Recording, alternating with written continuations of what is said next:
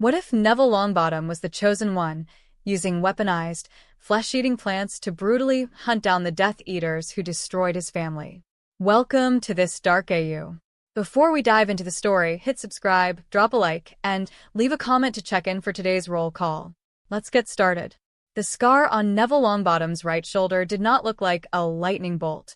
It looked like a jagged, blackened root, burned deep into his flesh, branching out toward his collarbone as if trying to burrow into his heart. He stared at it in the antique, silver-gilded mirror of his bedroom at Longbottom Manor. The manor was a sprawling, suffocating place, filled with shadows, ticking grandfather clocks, and the oppressive weight of a legacy Neville felt completely unequipped to carry. He traced the rough edge of the scar.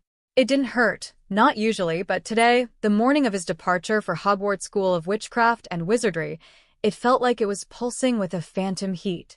Neville, the sharp, uncompromising voice of his grandmother, Augusta Longbottom, echoed up the grand staircase. Neville flinched, hastily pulling his oversized woolen sweater over his head. "Coming, Grand," he called out, his voice cracking. He grabbed his trunk, which was already neatly packed, and dragged it toward the door. He tripped over the corner of his rug, crashing hard onto his knees. A small, distressed croak sounded from his pocket. Trevor, his toad, shifted uncomfortably. "Sorry, Trevor," Neville whispered, pushing himself up. When he reached the foyer, Augusta was waiting. She wore her trademark emerald green robes and a hat topped with a stuffed vulture that seemed to glare down at Neville with dead, glass eyes. She stood tall and formidable, the very picture of pure-blood authority. "Look at you," she said, her tone a mixture of affection and deep disappointment.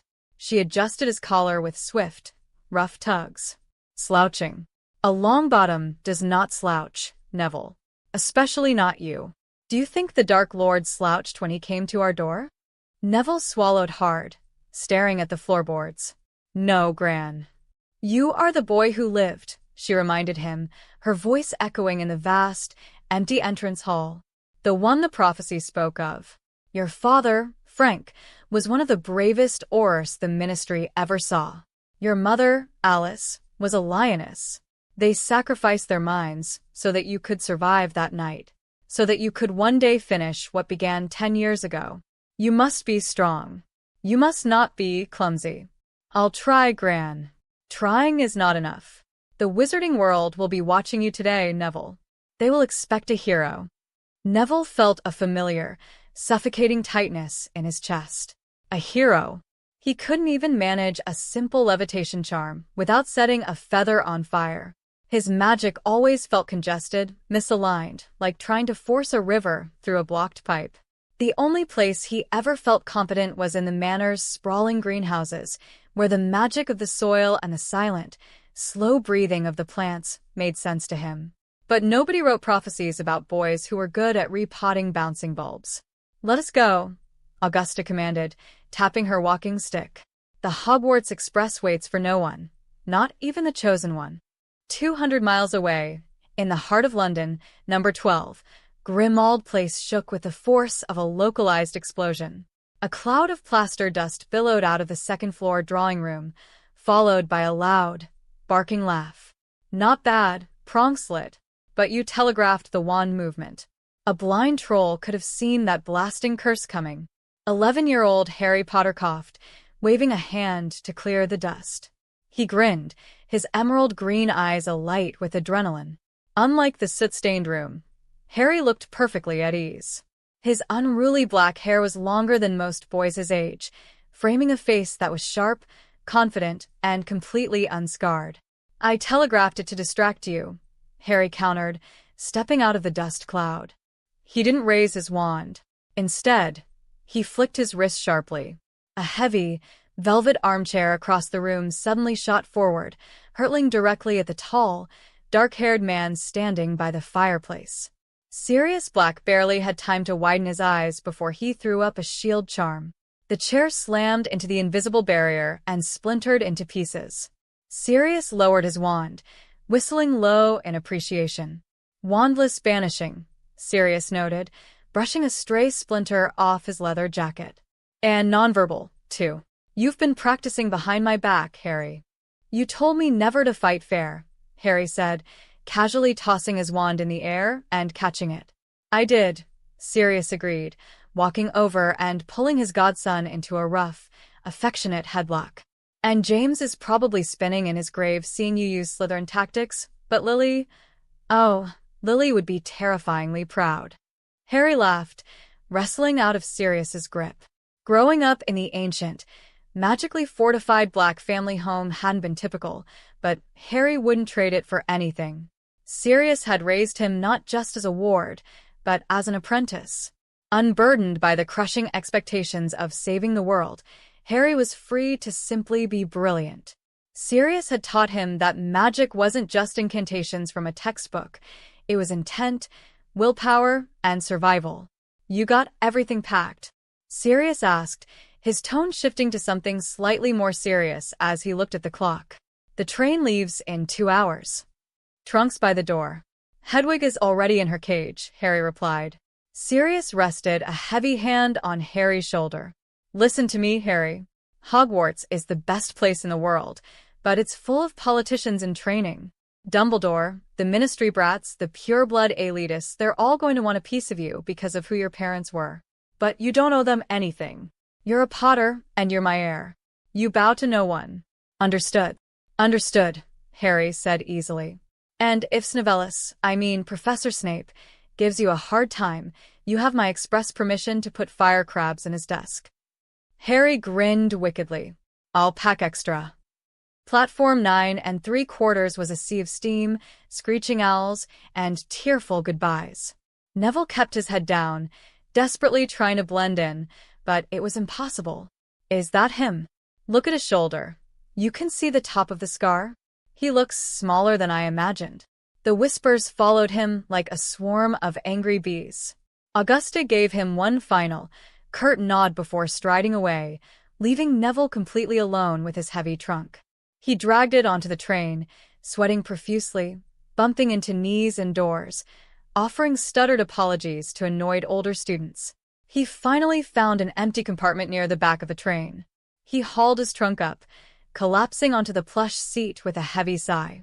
He reached into his pocket for Trevor, needing the small comfort of his pet, only to find his pocket empty. Trevor. Neville gasped, patting his robes frantically. No, no, no. He slid the compartment door open and stepped out into the narrow corridor, dropping to his hands and knees to peer under the passing students' feet.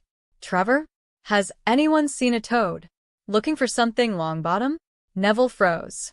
He looked up to see 3 boys blocking the corridor. The one in the middle had pale blonde hair, a sharp, aristocratic face, and a cruel smirk. Neville recognized him instantly from the awful ministry galas his grandmother forced him to attend. Draco Malfoy. Flanking him were 2 hulking boys who looked more like gargoyles than 11-year-olds. M. Malfoy. Neville stuttered, standing up slowly. The famous chosen one. Malfoy drawled, looking Neville up and down with blatant disgust. My father told me you were a squib in disguise. It seems he was right. Down on your knees looking for a toad? How pathetic. Leave me alone, Neville said, though his voice lacked any real conviction. He took a step back, but he was trapped against his own compartment door. Or what? Malfoy challenged, stepping into Neville's personal space. Going to defeat me like you did the Dark Lord? Oh, wait, you didn't do anything, did you? Your mudblood-loving parents just got in the way. Neville's vision swam. A hot, furious tear escaped his eye, but he was paralyzed. The wand in his pocket felt like a useless stick. He didn't know how to defend himself. Hey. The voice was calm, cutting through the corridor's noise like a razor blade. Malfoy turned around, scowling at the newcomer. Who are you? Harry Potter stood a few feet away, leaning casually against the wall. He wore a dark muggle leather jacket over his school shirt, his hands buried deep in his pockets. He looked entirely unimpressed. Someone who hates bullies taking up the whole corridor, Harry said smoothly. Move. Malfoy sneered. I don't think you know who you're talking to. I'm Malfoy. Draco Malfoy. And this is Crabbe and Goyle. We don't take orders from nobodies. I don't care if you're the Queen of England, Harry replied, finally taking his hands out of his pockets. He didn't reach for a wand. I said, move. Crabbe cracked his knuckles and lunged forward to grab Harry by the collar. Harry didn't even blink. He sidestepped with fluid grace, caught Crabbe's wrist, twisted it sharply, and shoved the larger boy hard into the opposite wall. At the exact same moment, Harry flicked his left hand toward Malfoy and Goyle. A silent, invisible force slammed into their chests. It wasn't a standard push. It was a localized, concussive wave of magic. Malfoy and Goyle were thrown backward off their feet, landing in a tangled, groaning heap at the end of the corridor. Neville stared, his jaw hanging open. Harry hadn't said a word. He hadn't even drawn his wand. Harry calmly stepped over Crabbe, who was rubbing his head on the floor, and looked at Neville. He held out a hand. Crouched in his palm was a very startled-looking toad. Yours? Harry asked. Neville blinked rapidly, reaching out with a trembling hand to take Trevor. Why, yes. Thank you. How did you do that without a wand? Practice, Harry said, shrugging. He glanced at the groaning Slytherins down the hall. Looks like you could use some better company. I'm Harry. Harry Potter. Neville's eyes widened. Harry Potter? But your parents were killed by Voldemort in the First War. Yeah, Harry said evenly, ignoring the way several passing students flinched at the name. He looked at Neville Scar. I know who you are, Neville. Come on, let's get off the walkway before Blondie wakes up and tries to hex us with his daddy's money. Harry slid the compartment door open and gestured for Neville to step inside. As Neville sat down, clutching his toad, he realized that for the first time in his life, he didn't feel entirely defenseless. You didn't have to do that, Neville said quietly as the train lurched into motion, pulling away from the station. I know, Harry said, taking the seat across from him and kicking his feet up. But I wanted to. Sirius, my godfather, says you can tell a lot about a wizard by how they treat people who are afraid. Malfoy's a coward. You, on the other hand. Harry tilted his head, studying Neville. You're just waiting for a reason to fight back. Neville looked down at his hands. I'm not brave. I'm the chosen one, but it's a mistake. I'm useless.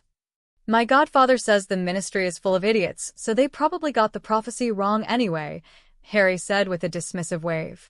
Doesn't matter what they expect from you. You're a wizard, Neville. You just need someone to watch your back while you figure out what kind. Neville looked up, meeting Harry's fierce, emerald eyes. You do that. Us orphans of the war have to stick together, right? Harry smiled, a sharp, wolfish grin that made him look a little dangerous and entirely reliable. Consider me your shield, Longbottom. The Great Hall of Hogwarts was a breathtaking spectacle. Thousands of candles floated midair beneath a ceiling that perfectly mirrored the starry night sky outside. Yet, as the first-year students were led down the center aisle by a stern-looking Professor McGonagall, Neville couldn't appreciate the beauty. He felt like he was walking to his own execution.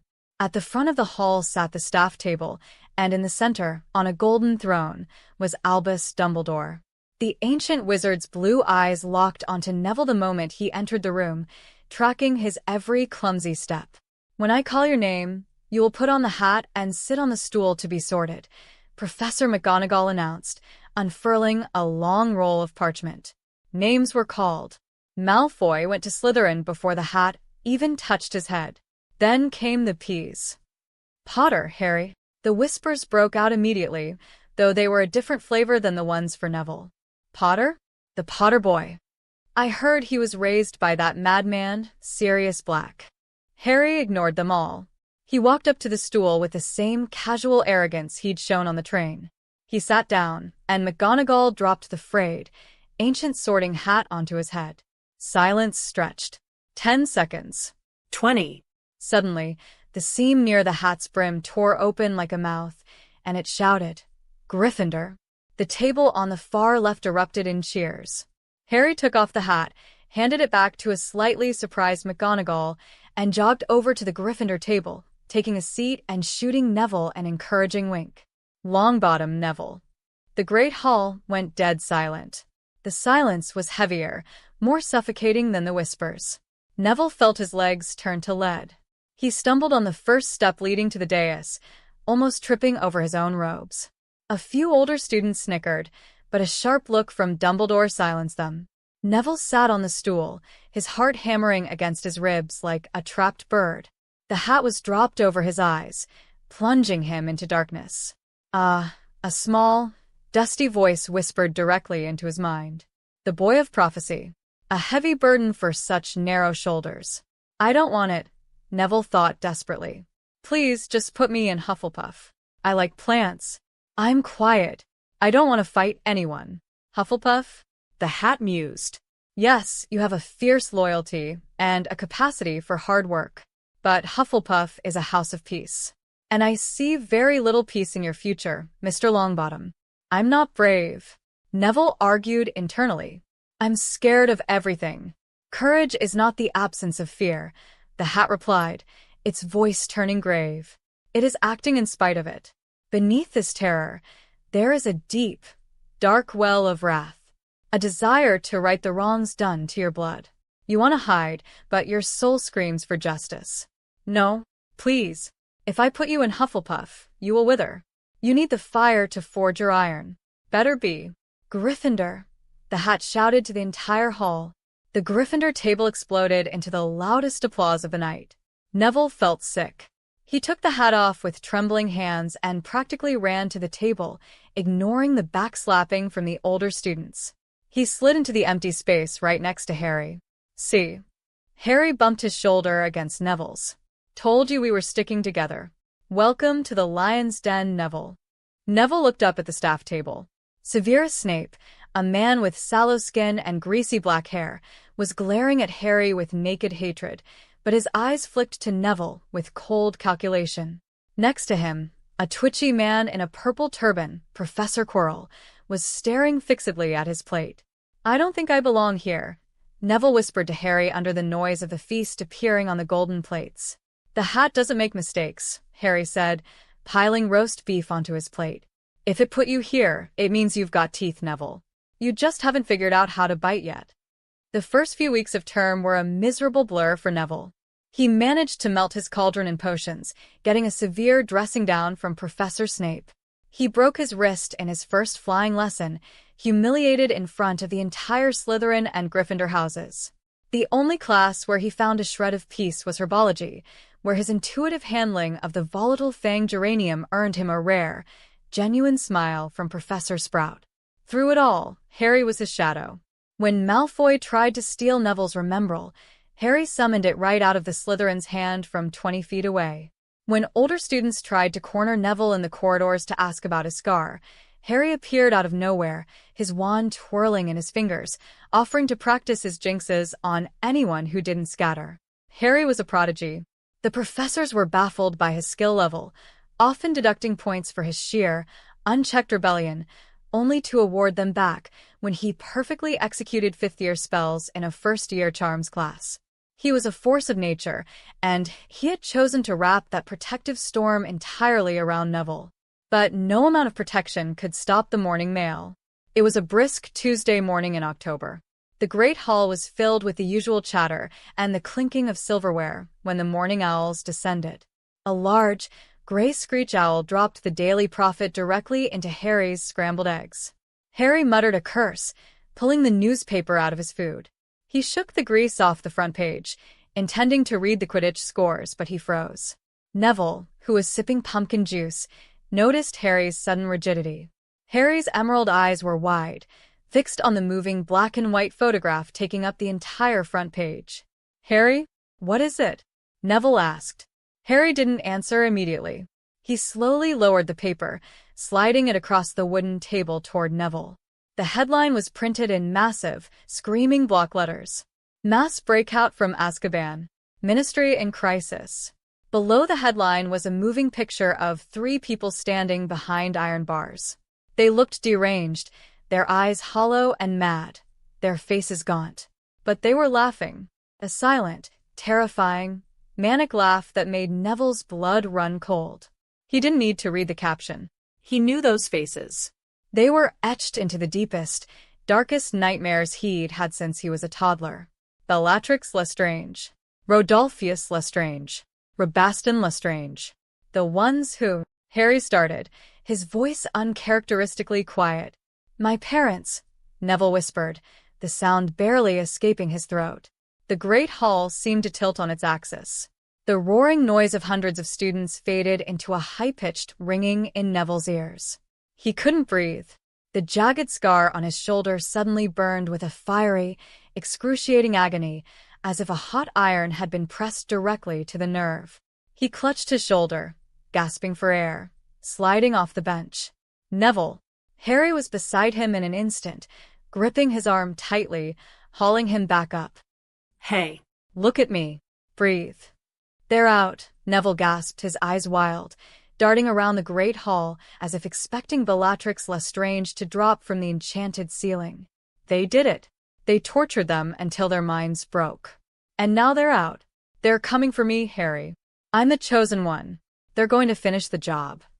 Tears streamed down Neville's face, a pathetic display of the fear he couldn't control. He felt the eyes of the other Gryffindors turning toward them.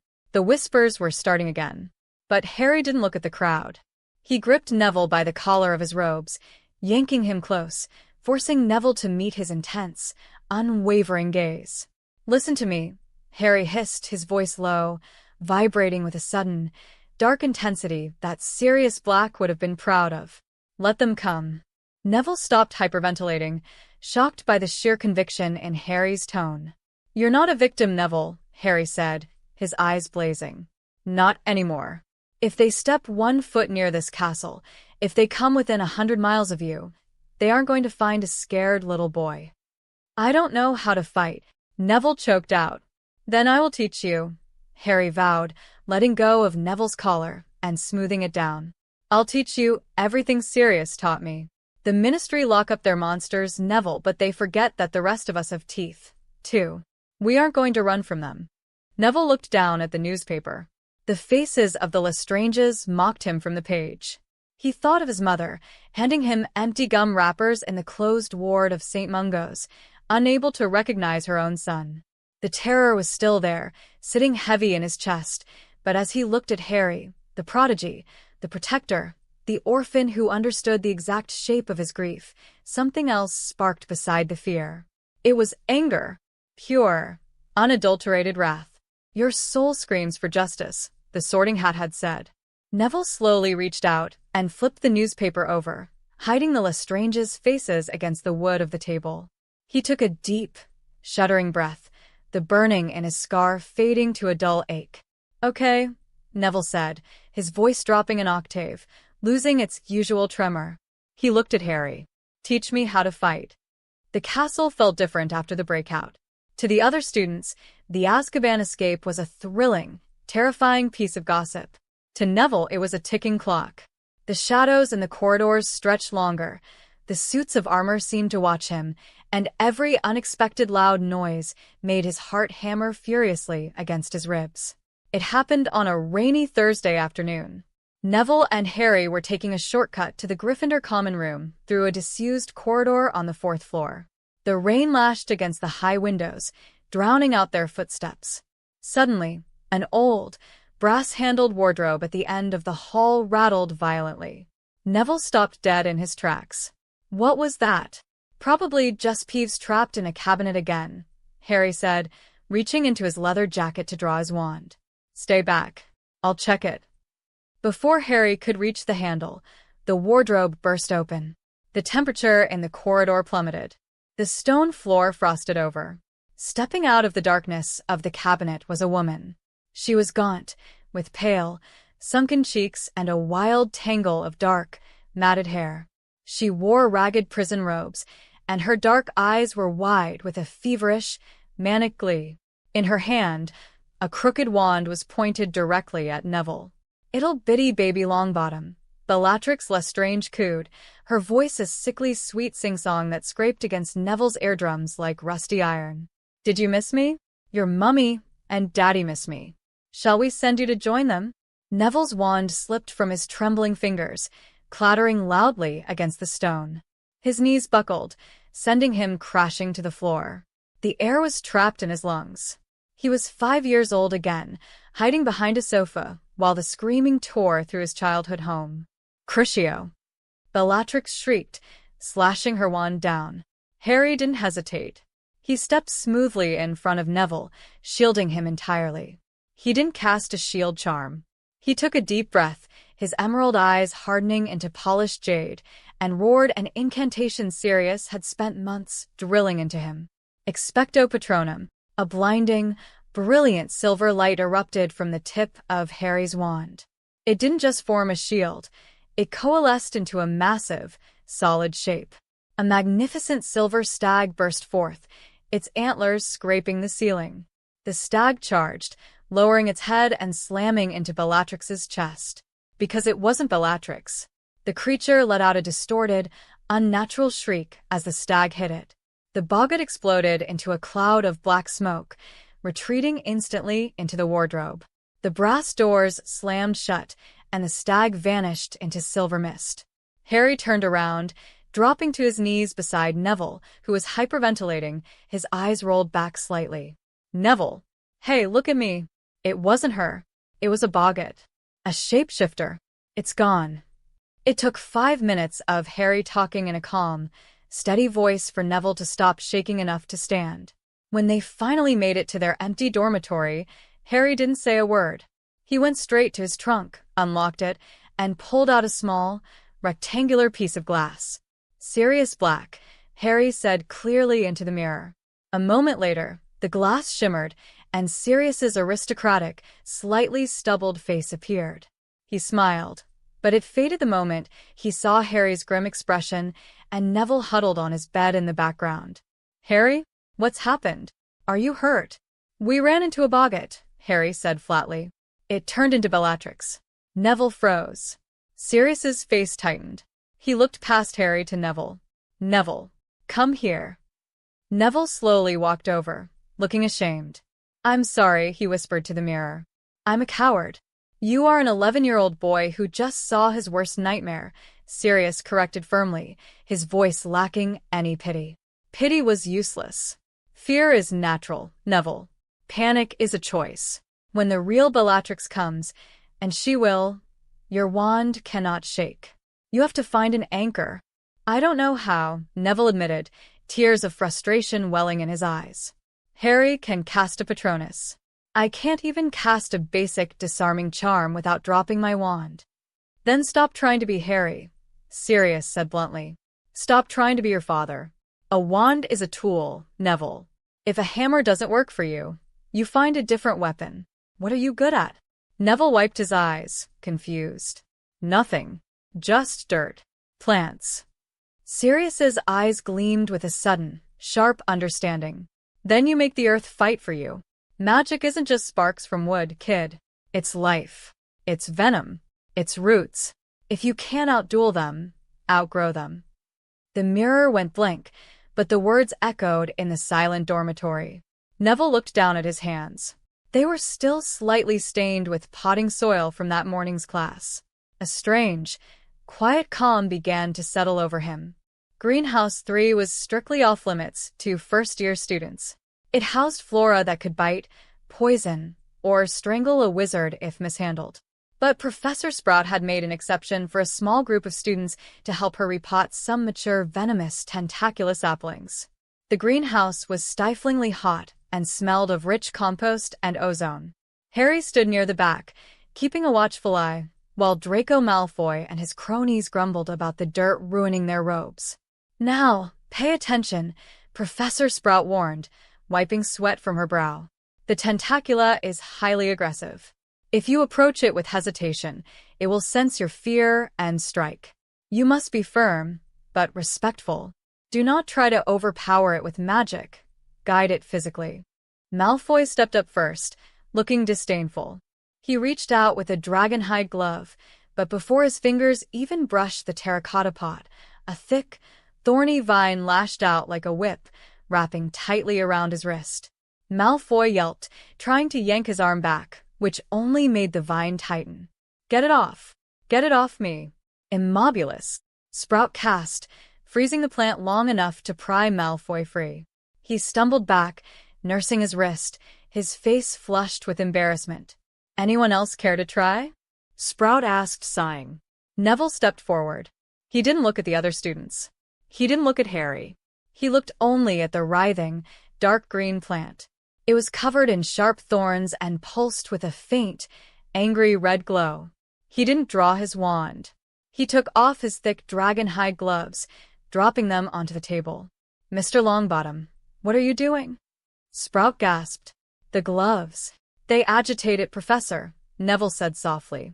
The dragon hide smells like a predator. Neville slowly reached his bare hands toward the plant. The tentacula reared back, its vines hissing like agitated snakes, preparing to strike. But Neville didn't flinch. He didn't hesitate. He exuded absolute, unshakable calm. He gently pressed his index and middle fingers against the base of the main stem, right where the plant met the soil.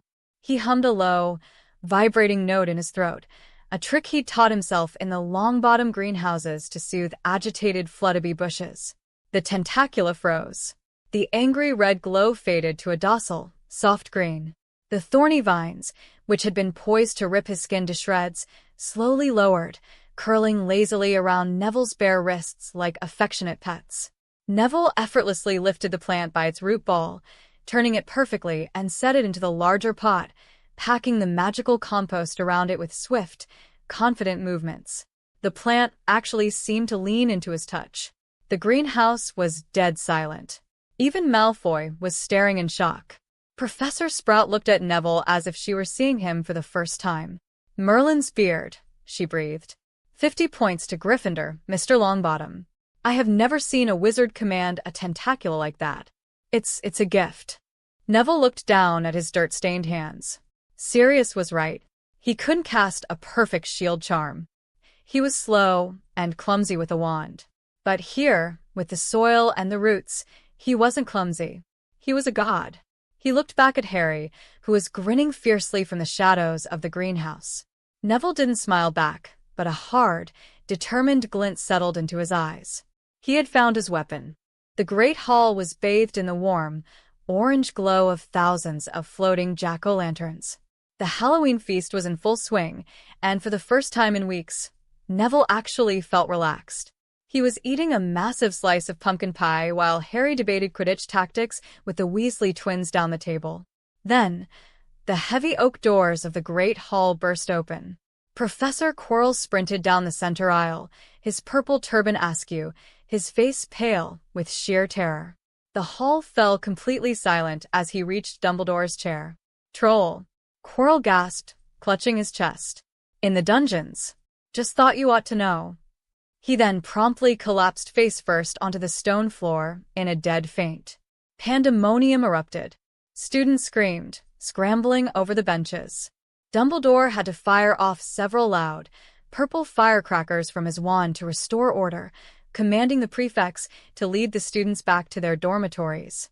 As the Gryffindors were herded out of the hall, Harry grabbed Neville by the back of his robes and yanked him into a hidden alcove behind a tapestry. "What are you doing?" Neville hissed. "Percy is going to notice. We're missing." "Let him," Harry said, his eyes narrowed suspiciously. "Think about it, Neville. The dungeons are basically a stray drop from the lake.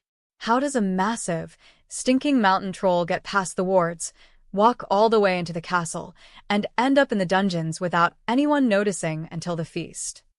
Someone let it in, Neville realized, the blood draining from his face. "Exactly. It's a diversion," Harry said, drawing his wand.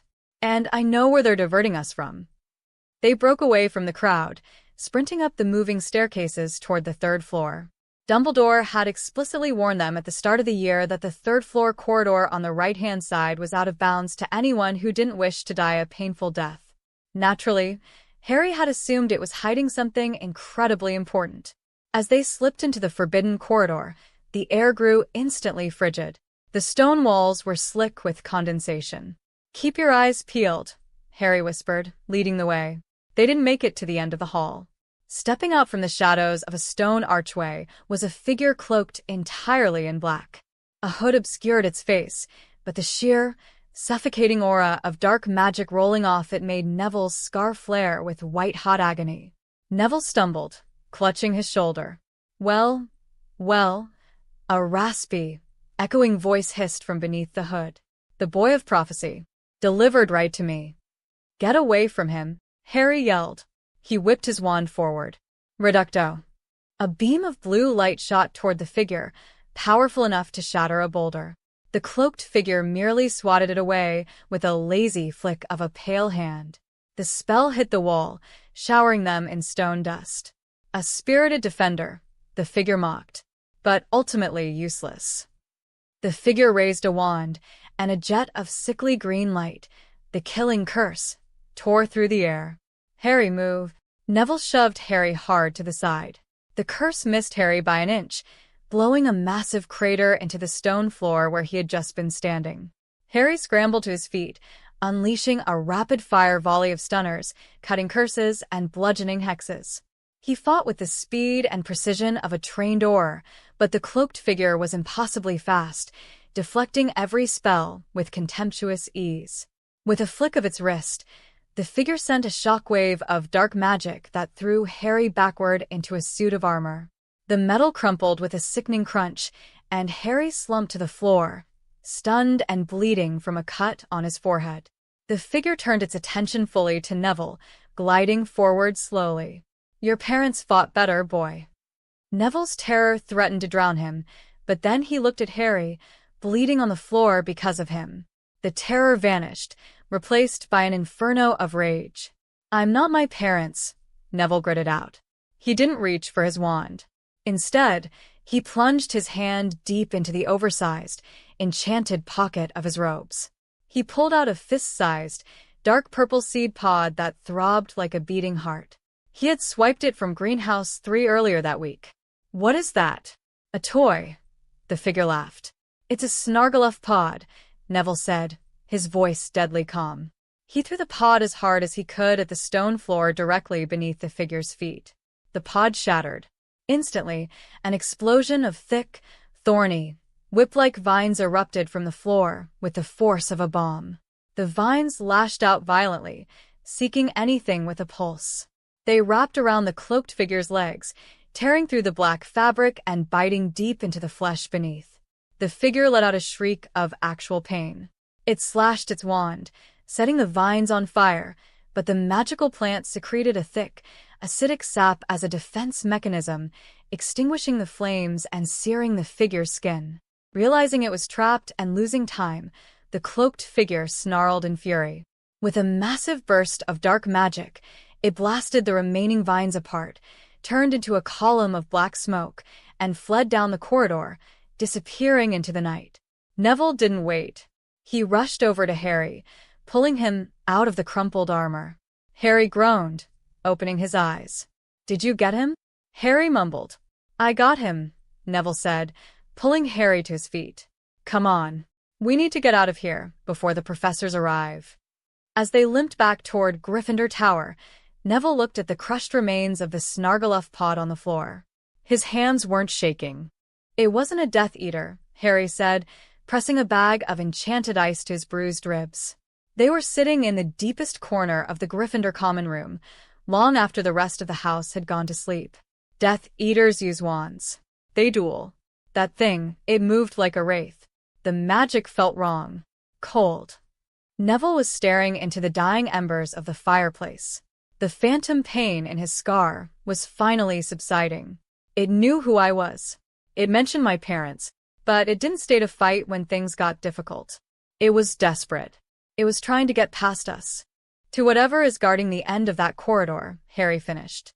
They had briefly caught a glimpse of what lay behind the final door before the cloaked figure attacked them. A monstrous, three-headed dog the size of a small house, standing over a wooden trapdoor. What could be so important that Dumbledore would hide it in a school full of children? Neville asked, frustrated. Harry frowned, his mind racing. He was brilliant at connecting dots. Sirius always said his brain worked like a goblin sorting galleons. Wait, Harry said suddenly, sitting forward and wincing at his ribs. When I was in Diagon Alley this summer with Sirius, the Daily Prophet ran a story. Gringotts was broken into. Vault 713. But the vault had been emptied earlier that very same day. Emptied by who? Hagrid, Harry said. I saw him there. He was doing top-secret Hogwarts business for Dumbledore. He took a grubby little package out of the vault. Neville's eyes widened. So, whatever was in that vault is now under the trapdoor. Exactly. But what is it? Harry muttered, pacing in front of the fire. It has to be something incredibly valuable. Something worth killing for. Something that... Harry stopped pacing. He looked at Neville, his face suddenly very pale. Neville, the Lestranges breaking out of Azkaban. The cloaked figure trying to break into the third-floor corridor. The dark magic that made your scar burn. It's all connected. Voldemort, Neville whispered, the name tasting like ash in his mouth. He's not dead, Harry said grimly. Sirius always suspected it. If he was truly dead, the Death Eaters would have lost their dark marks. They just faded. He's out there, weak, trying to return. What if the package is something that can bring him back? Neville thought of the lore he had read in the Manor's massive library. Ancient magical artifacts. The elixir of life, Neville realized. The Sorcerer's Stone. Nicholas Flamel is an old friend of Dumbledore's. If the stone was in danger, Dumbledore would hide it here. The silence that followed was suffocating. The stakes had just skyrocketed. This wasn't just about escaping bullies or surviving school. This was war. The Lestranges aren't just out for revenge against you, Harry said quietly. They're trying to secure the stone to resurrect their master. If they get it, Voldemort returns. For real. Neville stared at the fire, the flames reflecting in his dark eyes. 10 years ago, the Dark Lord had destroyed his family. The Lestranges had taken whatever was left. The Ministry had failed to protect them. Dumbledore was currently failing to protect the stone, relying on puzzles that an 11-year-old had almost solved. He wasn't going to wait for the adults to fail again. They won't get it, Neville said, his voice devoid of its usual tremor. It was the voice of a soldier. I'm going to kill them first. Harry didn't flinch at the dark statement. He simply nodded, stepping up beside his friend. Then we need a better arsenal. It began 2 nights later. Harry possessed an invisibility cloak, an incredibly rare, flawless artifact that had belonged to his father. It was the perfect tool for infiltration. But they weren't breaking into the restricted section of the library or sneaking into the kitchens for snacks. They were breaking into the most dangerous botanical enclosures in the Scottish Highlands. Under the silvery, liquid fabric of the cloak, Harry and Neville slipped out of the castle and across the freezing grounds toward the greenhouses. Greenhouse 4, Neville whispered, guiding Harry toward a heavy, reinforced glass door. Sprout keeps the highest grade restricted flora here. It's magically locked. Not a problem, Harry murmured. He tapped his wand against the lock and whispered, Alohomora Maxima. The heavy iron tumblers clicked, and the door swung open. The air inside was humid, smelling intensely of rotting meat and sharp, metallic ozone. Keep your wand lit, but dim, Neville instructed, pulling off the cloak and stepping into his element. He pulled on a pair of heavily enchanted, dragon-hide gloves he had owed his grandmother for, claiming they were for extra credit. And whatever you do, do not step on the purple moss. It's carnivorous. Harry watched in silent awe as Neville moved through the deadly foliage. The clumsy, terrified boy from the Hogwarts Express was entirely gone. Here, Neville moved with surgical precision and lethal grace. He approached a large, pulsating plant with bulbous green pods. Exploding snapdragons, Neville explained in a hushed voice, carefully using silver snips to harvest 5 of the pods, placing them gently into a padded, leather pouch on his belt. Impact sensitive. They hit a solid surface. They release a concussive blast strong enough to blow a hole in a stone wall. Good for crowd control. He moved to a corner where a thorny vine was dripping a translucent, hissing liquid onto the dirt. Venomous tentaculous sap, Neville said, using a glass vial to catch the drips. Highly toxic. It burns through standard shield charms in seconds. I can coat projectiles in it. For 3 hours, Harry stood guard while Neville methodically dismantled the greenhouse's defenses, harvesting nature's deadliest weapons. He collected blinding puffskein spores, acidic sap from the fanged geraniums, and even managed to carefully extract a single, highly illegal mandrake root clipping without waking the main plant. Back in the dormitory, they converted the space beneath Neville's bed into a makeshift munitions lab. Neville designed specialized tactical pouches that strapped to his forearms and belt, allowing him to access his botanical weapons with a flick of his wrist, faster than drawing a wand. Harry helped him enchant the pouches with undetectable extension charms and stasis charms to keep the plants alive and volatile. "You know," Harry said, watching Neville carefully load a vial of acidic sap into a bracer, "if McGonagall finds out what we're doing, we're not just getting expelled. We're going to Azkaban."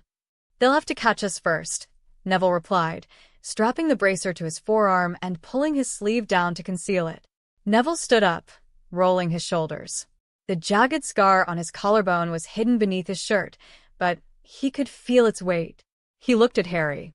They were only 11 years old, but looking into Harry's ancient, haunted green eyes, Neville knew age didn't matter. The war had already claimed their childhoods. "Let the Lestranges come," Neville said, his voice hard as iron. "I'm ready." Detention was inevitable.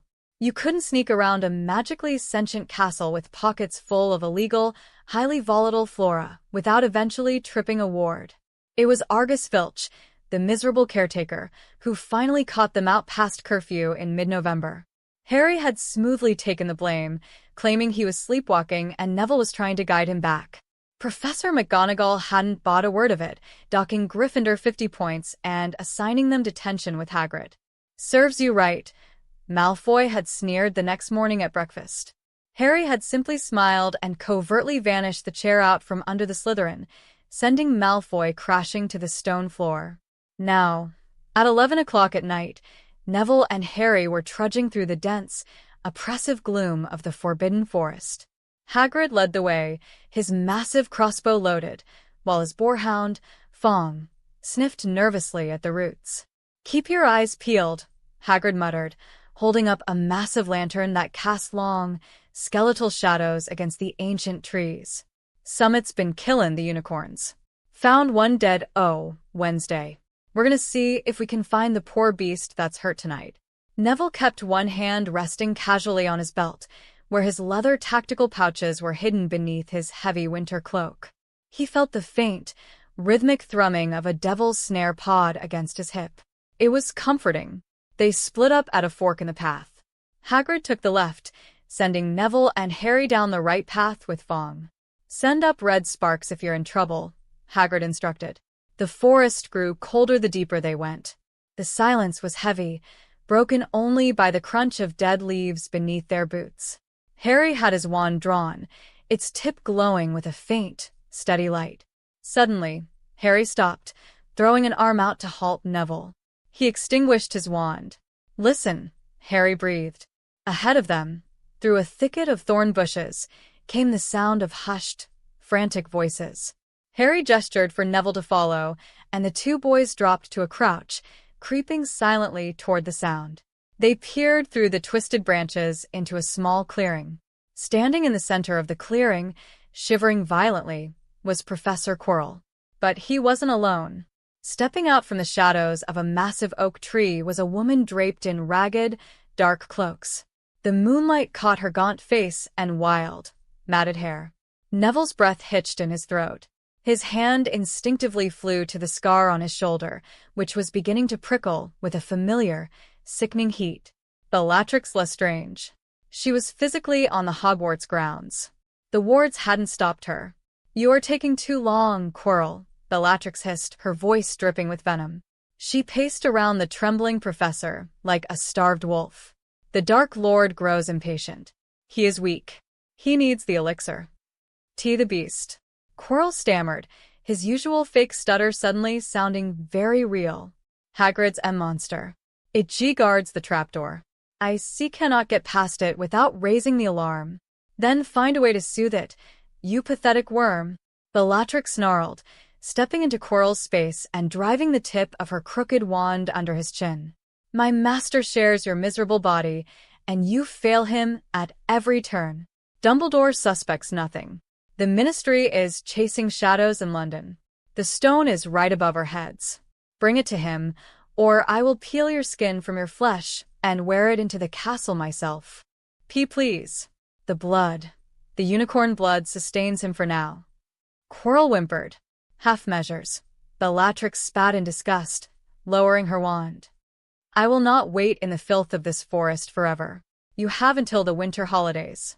When the castle empties, you will open the way, Rodolphus, and I will deal with the traps. Do you understand? Why, yes. Yes, I understand.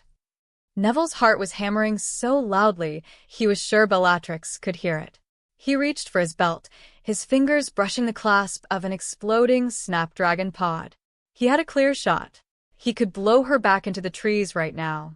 Harry sensed the movement and grabbed Neville's wrist, his grip like a vice. Harry shook his head, his green eyes glowing in the darkness. Not yet, his look said. Not here. We need Dumbledore to catch Quirrell in the act. Bellatrix turned, melting back into the shadows of the forest as silently as she had appeared. Quirrell collapsed to his knees, gasping for air, before stumbling away in the direction of the castle. Neville and Harry stayed frozen in the thicket for a long time. She's here, Neville whispered, his voice vibrating with a terrifying mix of fear and anticipation. The winter holidays, Harry confirmed quietly. That's their timeline.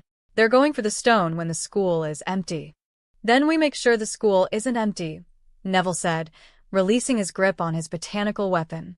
We stay. Hogwarts was a ghost town by Christmas. Almost the entire student body had boarded the Hogwarts Express back to London, fleeing the suffocating tension that the Azkaban breakout had cast over the term. The Great Hall felt hollow, echoing with the footsteps of only a dozen students. Dumbledore was absent, reportedly called away to the Ministry for an emergency meeting regarding the Lestrange's whereabouts. It's a trap, Harry had muttered over breakfast that morning. They've lured Dumbledore away. It was Boxing Day. A thick blanket of snow covered the castle grounds, pristine and untouched. Neville and Harry were walking the perimeter of the courtyard, wrapped in heavy wool cloaks. The air was biting, freezing the moisture in their breath.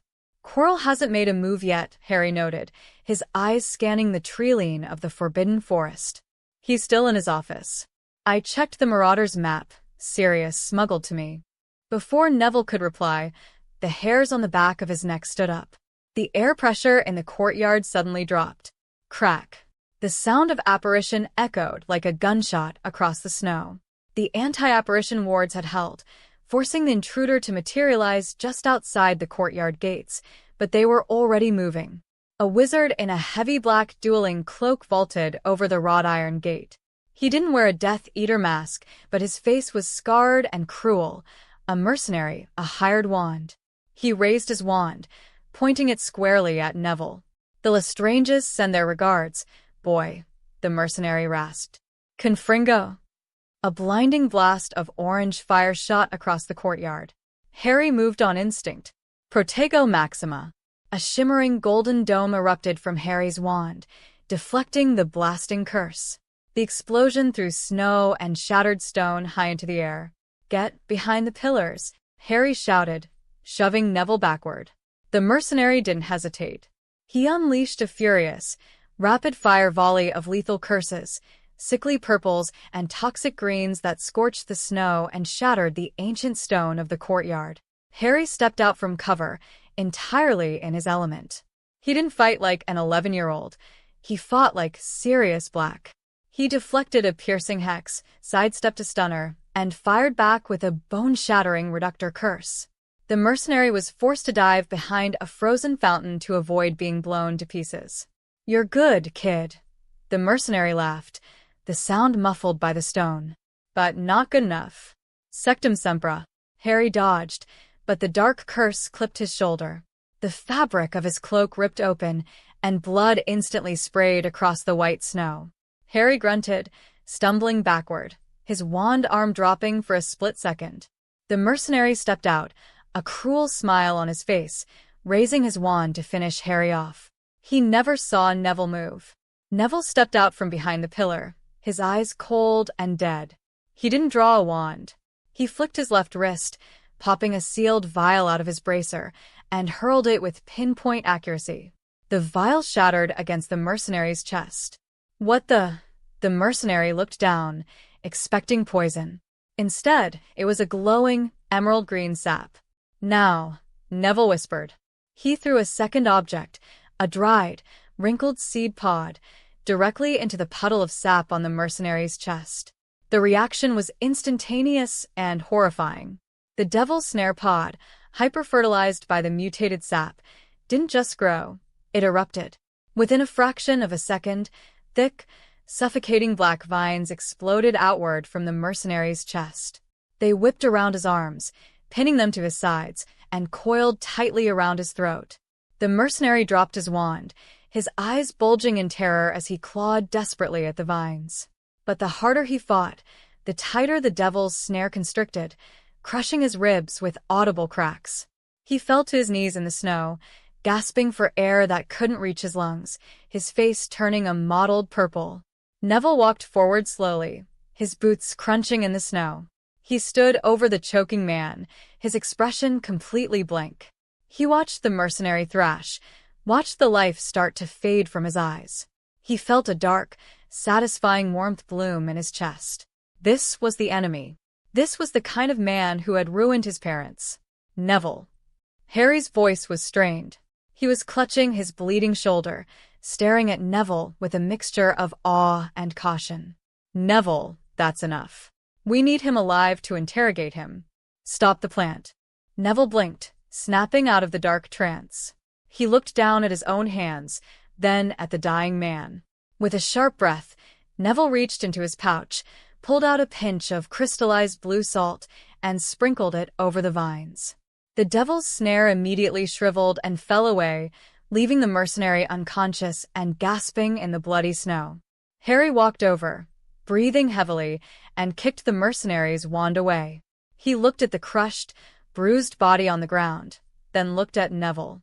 "Remind me never to make you angry," Harry said, attempting a weak smirk. Neville didn't smile. He stared at the man he had almost killed. "He was going to kill you, Harry." "He tried," Harry corrected, pulling his cloak tighter over his bleeding shoulder.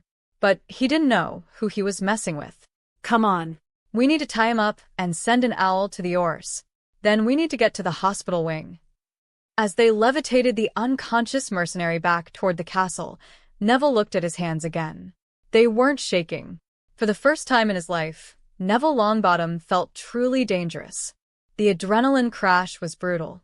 Madame Pomfrey had healed Harry's shoulder easily enough, though she asked sharp, suspicious questions about what kind of falling icicle caused a deep laceration infused with dark magic.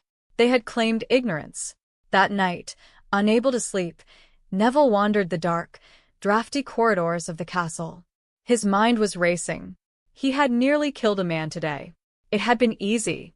Too easy. The violence had felt justified, almost righteous. But it terrified him how quickly he had slipped into that cold, detached headspace. He wandered onto the 4th floor, aimlessly turning down an unused corridor until he found a door slightly ajar.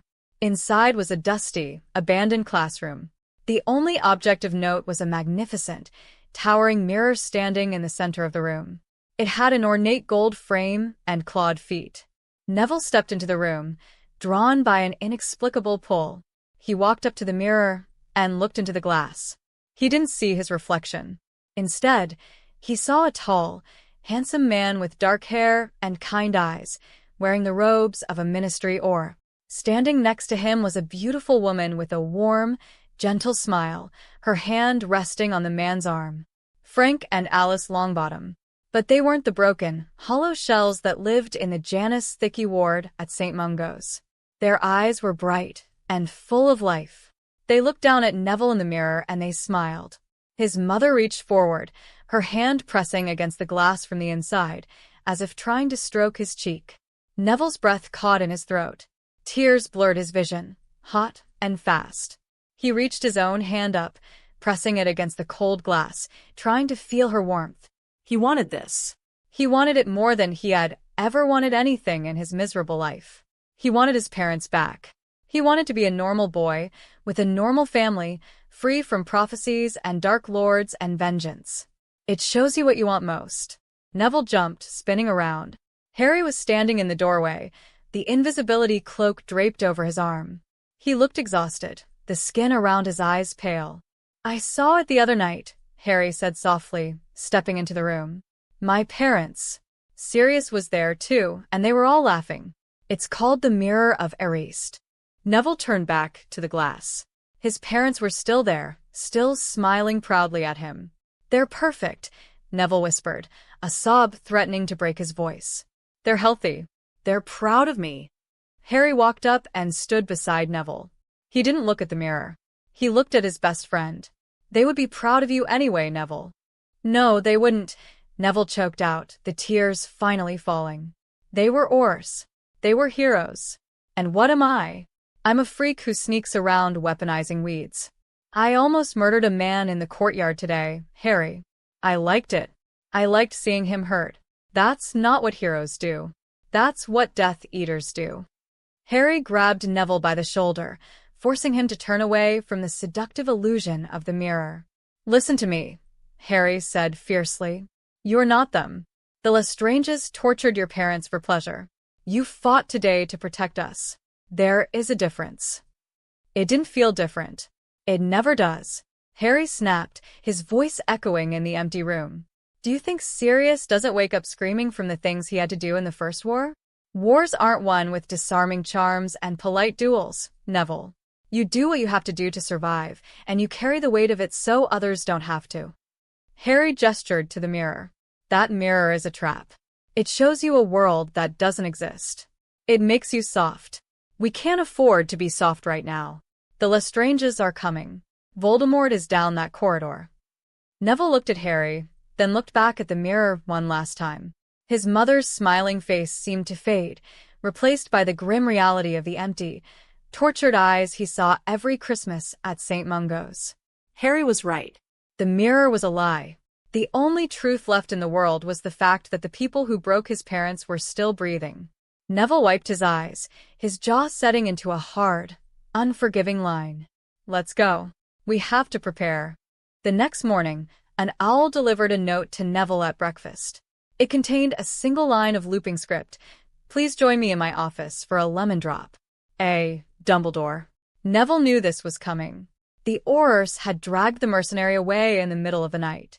He rode the spiral stone staircase up to the headmaster's office alone. Harry had offered to come, but Neville insisted he needed to handle this himself. He stepped into the circular room, which was filled with whirring silver instruments, shelves of ancient books, and the brilliant plumage of Fawkes the Phoenix. Albus Dumbledore sat behind his massive desk. He looked unimaginably old, the twinkling light in his blue eyes completely extinguished. "Sit, Neville," Dumbledore said gently. Neville sat on the edge of the chair, keeping his posture rigid. "You wanted to see me, Headmaster?" "The Aurors informed me of the attack yesterday," Dumbledore began, steepling his fingers.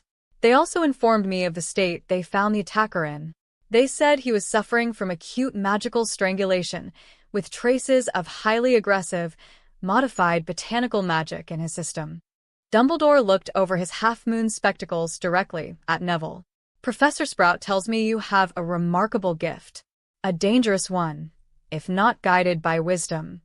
"I did what I had to do to survive, sir," Neville said coldly. "Survival is essential," Dumbledore agreed. "But the path you are walking, Neville, is shadowed. You possess a great destiny. The prophecy." "I don't care about the prophecy," Neville interrupted, his voice steady. He would not let this man intimidate him. "The prophecy didn't protect my parents. The ministry didn't protect them.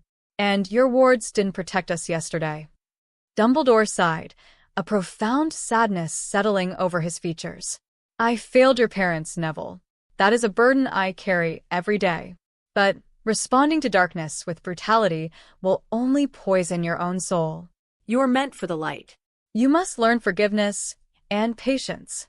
The Dark Lord is hiding in your castle," Neville finished. Dumbledore's eyes widened a fraction of an inch, revealing his genuine shock.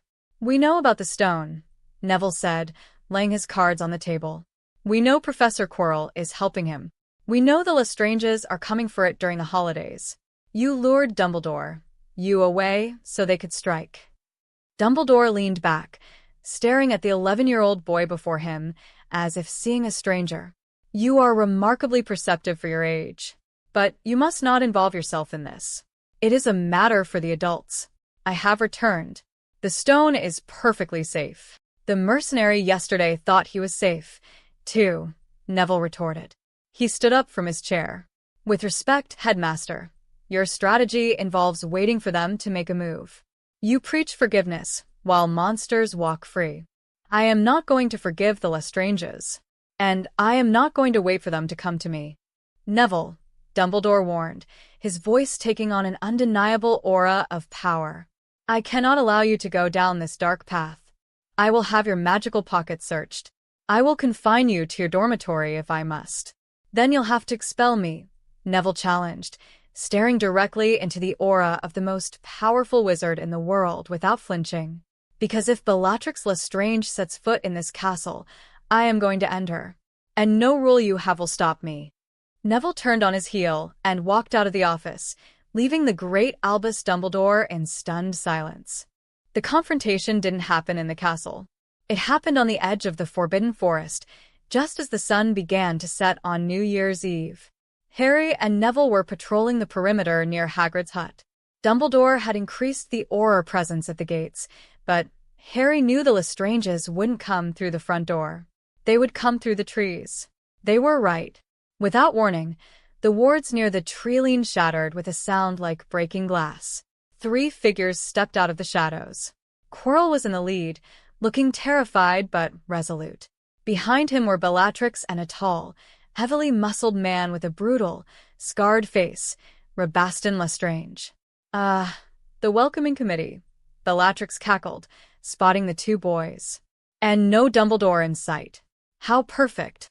"Go get the oars," Harry hissed to Neville, his wand already drawn. "I'm not leaving you," Neville shouted. "Kill the Potter boy," a cold, high, sibilant voice whispered. The voice seemed to come from Quirrell's turban. "Take Longbottom alive." Rabaston laughed, drawing a heavy, dark-wood wand. "My pleasure, master." Rabaston fired a massive, sweeping bludgeoning hex that tore through the ground, ripping up soil and snow. Harry countered immediately, raising a solid shield of transfigured stone from the earth. The hex shattered the stone, but Harry was already moving, firing off a blistering chain of offensive spells: Expelliarmus, Incarcerus, Reducto. Rabaston deflected them, but he looked surprised. "Fast little brat, aren't you?" Bellatrix didn't engage. She sprinted toward the castle doors with Quirrell, leaving Rabaston to deal with the boys. "Stop them," Harry yelled, entirely focused on Rabaston. Neville reached for his pouches, but Rabaston was faster. Seeing Neville move, Rabaston slashed his wand in a vicious, horizontal arc. Diffindo Maxima. The cutting curse was invisible, a sheer blade of dark magic flying through the air, aimed directly at Neville's chest. Neville froze, the speed of the spell too great for him to dodge. "No!" Harry threw himself directly into the path of the curse. He cast a frantic shield charm, but it wasn't strong enough. The dark magic shattered the shield and tore into Harry's side. Harry let out a choked cry, collapsing into the snow, his blood instantly staining the white ground a brilliant, horrifying red. Time stopped for Neville. He stared at his best friend, the boy who had protected him since the train, bleeding out in the snow. The fear evaporated. The hesitation vanished. The only thing left in Neville Longbottom's soul was a wrath so pure it tasted like ash. Rabaston sneered, walking slowly toward them. Pity. He had potential. "Now, Longbottom, be a good little boy, and come with." Neville didn't draw a wand. He plunged his hand into his deepest, most heavily enchanted pouch. "Shut up," Neville snarled. He pulled out a thick, violently writhing root. It looked like a deformed, screaming infant carved from wood. It was the illegal mandrake hybrid he had cultivated, a strain modified not for a fatal cry, but for concussive, deafening agony. Neville slammed a pair of enchanted earmuffs over his own ears. Rabaston realized what it was a second too late. His eyes widened in absolute horror. "No," Neville yanked the root completely out of its enchanted stasis bubble and held it aloft. The mandrake opened its wooden maw and screamed. It wasn't a sound, it was a physical force. The scream tore through the air, vibrating at a frequency that shattered the nearby windows of Hagrid's hut. The shockwave of pure, weaponized sound hit Rabaston like a freight train. The Death Eater dropped his wand, clapping his hands over his ears, his mouth open in a silent scream of agony. Blood poured from Rabaston's nose and ears as the acoustic force liquefied his equilibrium. He fell to the ground, convulsing wildly, his brain overloaded by the sheer, botanical torment. Neville stood over him, holding the screaming root, feeling the raw, devastating power of the earth in his hand. He watched Rabaston writhe, completely incapacitated and helpless. With a brutal, sweeping motion, Neville jammed the mandrake root back into the stasis pouch, instantly cutting off the sound. The silence that followed was deafening. Rabaston lay twitching in the snow, unconscious and bleeding from the ears. Neville tore off his earmuffs and dropped to his knees beside Harry. Harry was pale, clutching his side, but his eyes were open, staring at the neutralized Death Eater in absolute shock. "Bloody hell, Neville," Harry coughed, a pained smile pulling at his lips. "Remind me to never cross you." Neville pressed his hands over Harry's wound, his hands slick with his friend's blood. His eyes, however, were fixed on the castle doors where Bellatrix and Quirrell had disappeared. "Hold on, Harry," Neville said, his voice cold, steady, and terrifyingly calm. "The Aurors are coming, but I'm not waiting for them." He stood up, his tactical pouches fully loaded, and began walking toward the castle. The final harvest had begun. Neville's boots hit the stone floors of the entrance hall, echoing in the empty castle. He was a force in motion, his mind locked onto a single, bloody objective. Bellatrix Lestrange. "Neville, wait." Neville spun around, his hand instinctively reaching for an exploding snapdragon pod. He froze. Harry was limping through the heavy oak doors, clutching his bleeding side. He looked pale, but his jaw was set with a stubborn, terrifying resolve. In his right hand, he held a small vial of thick, crimson liquid. "I took a blood-replenishing potion from your emergency kit," Harry grunted, leaning heavily against the stone wall. "And the coagulant sap. It burns like hell, but it stopped the bleeding. I'm coming with you." "Harry, you can barely stand," Neville argued, stepping forward to catch him. "Rabaston almost killed you. The Aurors will be too late." Harry cut him off, his emerald eyes blazing with an intensity that brooked no argument. "By the time Dumbledore and the Aurors get past the wards, Quirrell will have the stone. Voldemort will resurrect. I am not letting you go down there alone, Longbottom. I'm your shield, remember?" Neville stared at his best friend. Harry was bleeding, exhausted, and only 11 years old. But he was also a Potter, raised by Sirius Black and the fiercest wizard Neville had ever known. Neville gave a single, curt nod. "Can you run?" "Watch me," Harry said, pushing off the wall. They sprinted up the grand staircase, adrenaline masking Harry's pain. They reached the third-floor corridor, throwing open the heavy wooden door. The three-headed dog, Fluffy, was already asleep, a harp playing itself in the corner of the room. Quirrell and Bellatrix had left the trapdoor open, a yawning abyss in the floor. Without a word, Neville jumped first. He plummeted into darkness, landing with a soft thud on a bed of damp, writhing tendrils. Before the devil's snare could even attempt to bind him, Neville pressed his bare hands against the roots and pulsed his magic. The plant violently recoiled, creating a wide, safe clearing just in time for Harry to drop down beside him. "Show off," Harry muttered, dusting off his robes. They moved quickly through the subterranean chambers. Quirrell and Bellatrix had already cleared the way, but they had left traps in their wake. When they reached the Chamber of Winged Keys, the massive wooden door was locked, the key mixed among hundreds of dangerous, aggressively fluttering enchanted keys that Quirrell had agitated. "Alohomora won't work," Harry said, spotting a broomstick on the floor. Despite his injury, he mounted it.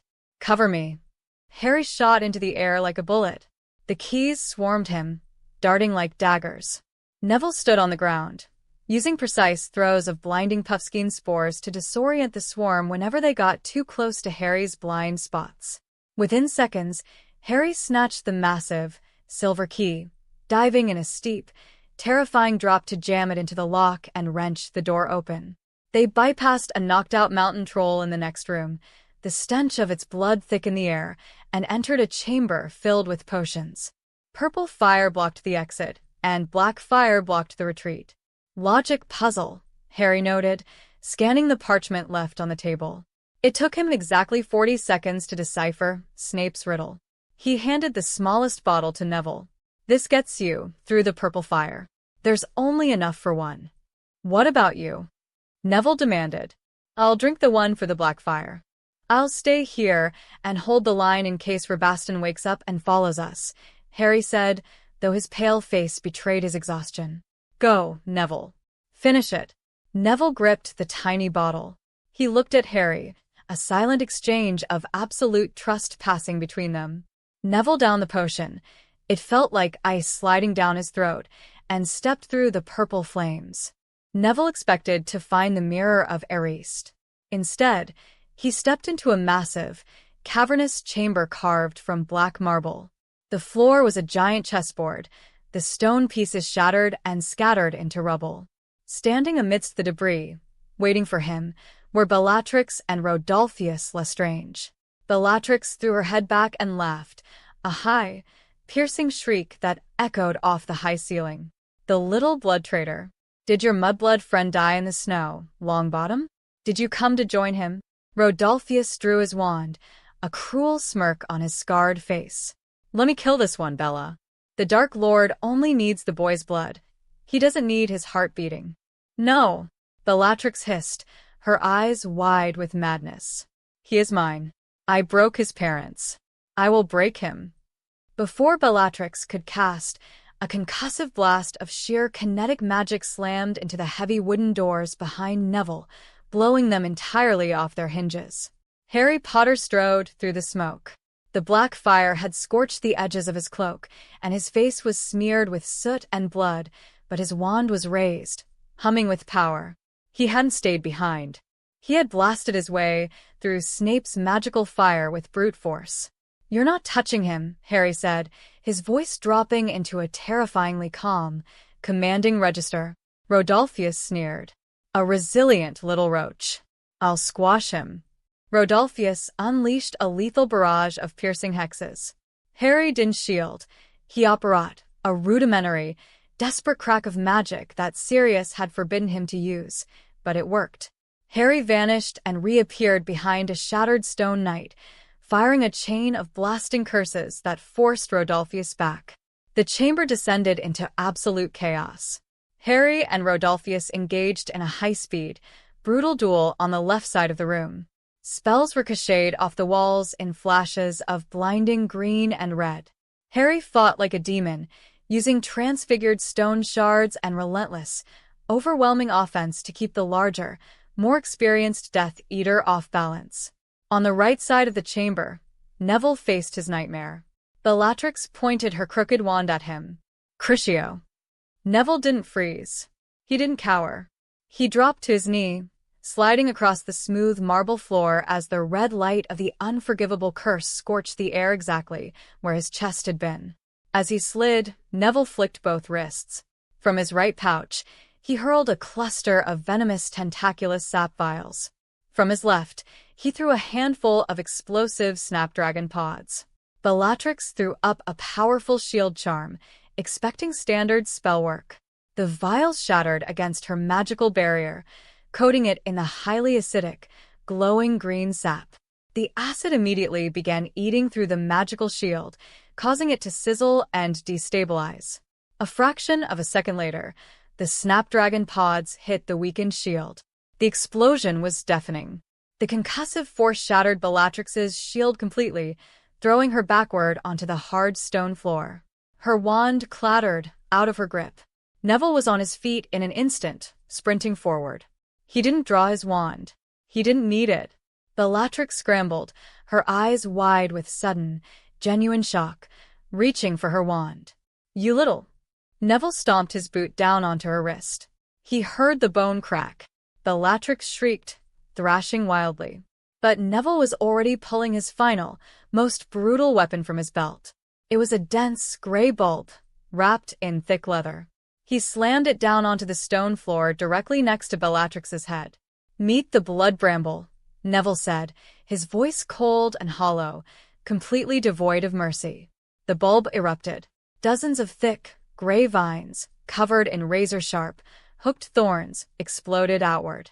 They didn't just wrap around Bellatrix, they actively hunted her body heat. The vines coiled around her legs, her torso, and her uninjured arm, pinning her flat against the cold marble. The thorns dug deep into her flesh, acting like hundreds of tiny, paralytic stingers. Bellatrix convulsed, her mouth opening, but her vocal cords paralyzed by the botanical venom. She could only stare up in absolute, unadulterated terror at the boy she had thought was a helpless victim. Neville knelt beside her. He looked into her terrified, dilated eyes. He felt the phantom pain of the lightning bolt scar on his shoulder, and he felt the ghosts of his parents standing behind him. "You're nothing," Neville whispered, his voice steady. "You're just a weed. And weeds get pulled." He stood up, leaving Bellatrix paralyzed, bleeding, and entirely neutralized on the floor. Across the room, Harry had cornered Rodolphus. With a brilliant feint, Harry disarmed the Death Eater, following it up with a localized blasting curse that sent Rodolphus crashing headfirst into a stone wall, knocking him cold. Harry leaned against a pillar, gasping for breath, clutching his bleeding side. He looked over at Bellatrix, bound in the terrifying gray vines, and then at Neville. "I told you," Harry panted, a fierce, bloody grin on his face. "Never cross you." Neville looked at the heavy, iron-wrought door at the far end of the chamber. Behind it lay the final room. Behind it lay the Dark Lord. "Bind Rodolphus," Neville said, his voice resolute. "I'm finishing this." "Neville, I have to do this alone, Harry. For my parents." Harry studied Neville's face. He saw the iron there, the wrath that had finally crystallized into absolute purpose. Harry nodded slowly, sliding down the pillar to guard the door. "Give him hell, Longbottom." Neville pushed open the heavy iron door. The final chamber was circular, lit by torches that burned with a cold, blue flame. In the center of the room stood the Mirror of Ariste, and standing before it, looking frantic and furious, was Professor Quirrell. "It makes no sense," Quirrell muttered to himself, running his trembling hands over the glass. "I see myself holding the stone. I am presenting it to my master. But how do I get it?" "How?" "You don't." Quirrell spun around, his wand instantly raised. His eyes widened when he saw the 11-year-old boy standing in the doorway, completely unarmed, his hands resting at his sides. "Longbottom," Quirrell breathed. "How did you get past the Lestranges?" "They're tied up," Neville said simply, stepping into the room. "Liar," Quirrell hissed, though his wand hand trembled. "Let me speak to him," a high, cold voice rasped. The sound seemed to emanate from the very walls, freezing the blood in Neville's veins. It was the voice from the forest. "Master, you are not strong enough." Quirrell whimpered. "I have strength enough for this." Quirrell slowly reached up and began to unwrap his purple turban. As the fabric fell away to the floor, Quirrell turned his back to Neville. Neville's breath caught. Where the back of Quirrell's head should have been, there was a face. It was the color of chalk, with glaring red eyes and slits for nostrils, like a snake. It was a face of pure, concentrated evil. "Lord Voldemort." "Neville Longbottom," the face whispered, its red eyes locking onto Neville's. The scar on Neville's shoulder erupted in agony, so intense it brought him to his knees.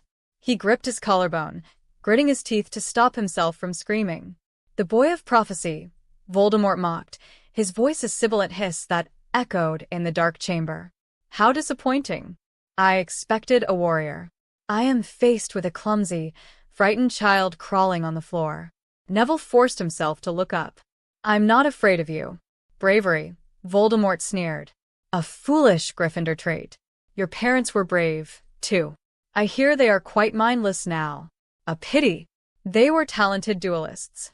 You, on the other hand, are remarkably talentless. No wand? No magic? Just pockets full of dirt.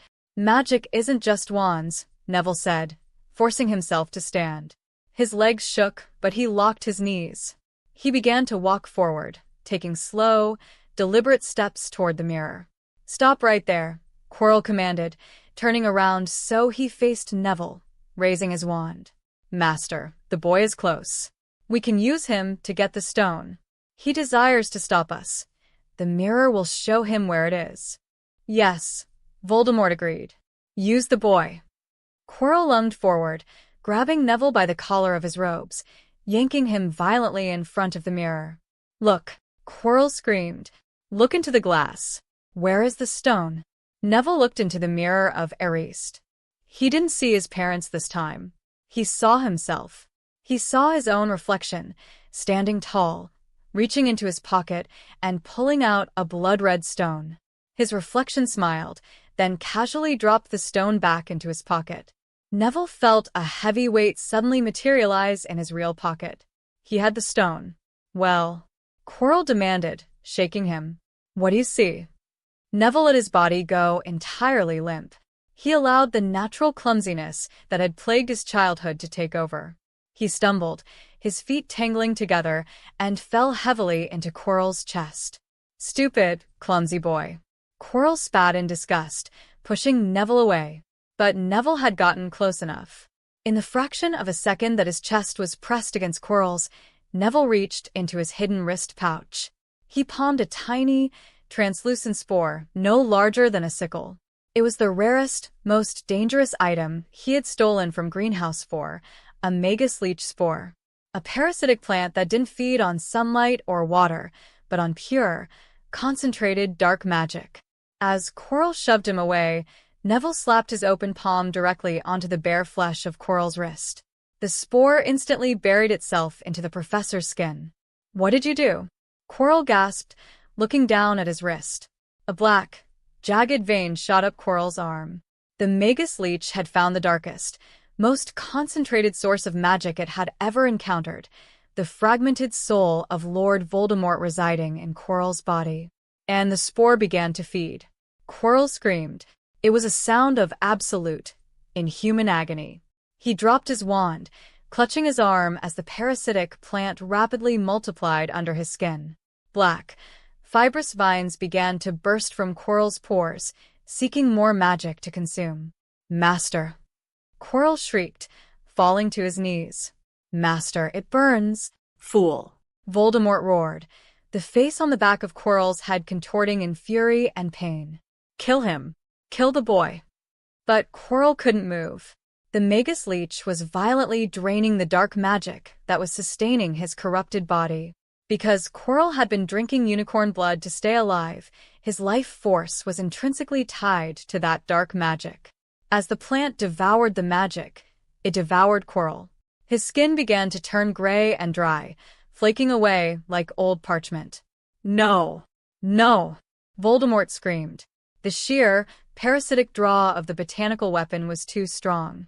The host body was dying, and if the wraith stayed, the plant would consume its magic, too. With a deafening, spectral shriek, a cloud of blinding, black smoke violently tore itself out of Quirrell's crumbling body. The wraith of Lord Voldemort hovered in the air for a split second, its red eyes blazing with an eternity of hatred, locking onto Neville. It dove at Neville, an ethereal spear of dark magic. Neville stood his ground, the heavy weight of the Sorcerer's Stone in his pocket. He didn't flinch. The wraith passed directly through Neville. The cold was absolute, feeling like plunging into a frozen lake, but Neville's soul was anchored.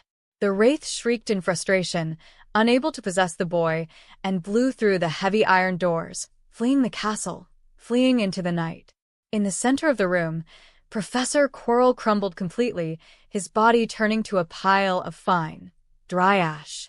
The Magus Leech, having consumed the host and starved of dark magic, instantly withered and died, turning to dust alongside him. Neville stood alone in the quiet chamber. The blue fires flickered on the walls. The agonizing pain in his scar faded entirely, leaving behind a dull, quiet ache. He had done it. The adrenaline that had been keeping him upright for the past hour finally evaporated. Neville's knees buckled, and he collapsed onto the cold stone floor, the darkness rushing in to claim him. Neville woke to the smell of crisp linen and the blinding white light of the hospital wing. For a long moment, he just stared at the ceiling, orienting himself. His body felt heavy, bruised, and drained of magic, but his mind was crystal clear. "Ah, you are awake." Neville slowly turned his head. Albus Dumbledore was sitting in a high-backed chair next to the bed, looking graver and older than Neville had ever seen him. "Harry?" Neville rasped, his throat dry. "Mr. Potter is resting in the bed adjacent to yours," Dumbledore said gently, gesturing to the right. Neville looked over. Harry was asleep, heavily bandaged, but breathing steadily. Relief washed over Neville in a warm wave. "The stone?" Neville asked, looking back at the headmaster. "Safe," Dumbledore replied, pulling the blood-red gem from his robes. "Though I fear it is time for Nicholas to move on to his next great adventure. The stone will be destroyed. It is for the best." Dumbledore leaned forward, his blue eyes searching Neville's face. "The Aurors found Bellatrix and Rodolphus Lestrange bound in the chessboard chamber. They are currently being transferred to the highest security wing of Azkaban, stripped of their wands and heavily guarded. And I found what was left of Professor Quirrell." "He was possessed," Neville said, his voice flat. "Voldemort was on the back of his head." "So I deduced," Dumbledore murmured. "The magical residue left behind. It was extraordinary, Neville." The Ministry experts were baffled. They had never seen dark magic consumed so completely, so violently. "You used a Magus Leech." "It's illegal," Neville noted. "Am I expelled?" Dumbledore smiled, a sad, weary expression. "Expelled? No, Neville. You protected this school. You protected the stone. You did what I, in my arrogance, failed to do. But I must ask you, what you did to Bellatrix Lestrange. The Aurors had to use dark curses just to untangle the vines you left her in. Her mind is fractured. She is terrified." "Good," Neville said, feeling no remorse. "She deserves to be afraid in the dark." Dumbledore sighed. "Vengeance is a poison, Neville. You have survived the Dark Lord, but the war is far from over. He will return. And if you face him with hatred in your heart, you will become the very thing you fight." Neville sat up slowly, ignoring the protest of his bruised muscles. He looked Dumbledore dead in the eye. "I don't have hatred in my heart, Professor," Neville said softly. "I have justice. You can fight your war with forgiveness. I'm going to fight mine to win." Dumbledore looked at the boy, no, the soldier, sitting before him. The prophecy had demanded a hero, but the trauma of the world had forged a punisher. Dumbledore nodded slowly, conceding the point. "Rest, Neville. You have earned it." The end of your feast was a blur of colors and noise. The Great Hall was decked out in Slytherin green, as they had won the House Cup. Dumbledore stood up to speak. He awarded points for Harry's brilliant logic and defensive skills, and he awarded points to Neville for pure, unyielding nerve in the face of the darkest magic. The points pushed Gryffindor into first place. The Gryffindor table exploded in cheers, tossing their hats into the air. Neville clapped, but he didn't feel the overwhelming joy the other first years felt. He looked down the table at Harry. Harry met his gaze and gave a small, knowing nod. They were a part of this world, but they were no longer just students. They had crossed a line that the rest of the hall couldn't comprehend. A week later, the Hogwarts Express chugged its way through the lush, green countryside, heading back to London. Neville and Harry had a compartment to themselves. The door was locked, and Harry had cast a silencing charm on the glass. "Sirius is going to lose his mind when I tell him what you did to Bellatrix," Harry laughed, tossing a Bertie Bott's every flavor bean into his mouth. "He always hated his cousin. He's probably going to want to adopt you." Neville smiled, a genuine, relaxed expression that felt foreign on his face. He looked out the window at the passing scenery. He was returning to Longbottom Manor. He knew Augusta would demand to hear the story. He knew she would expect him to be the flawless, shining, chosen one. But he wasn't going to cower under her vulture hat anymore. He wasn't the clumsy, trembling boy who had boarded this train 10 months ago.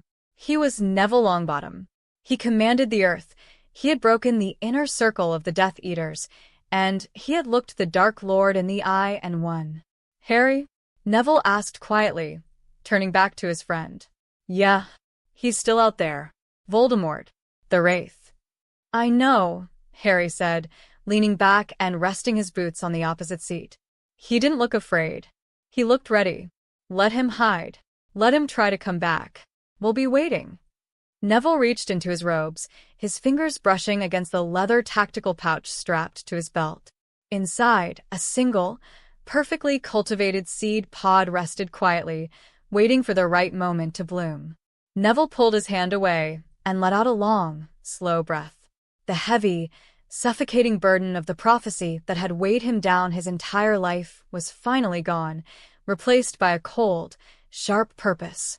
"Yeah," Neville agreed, his dark eyes reflecting the brilliant summer sun outside the window. "We'll be waiting.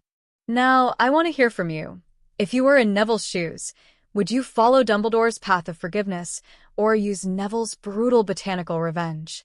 Choose your side and defend your choice in the comments below. If you enjoyed this twist on the story, don't forget to like and subscribe for more Wild AUs. Catch you in the next video.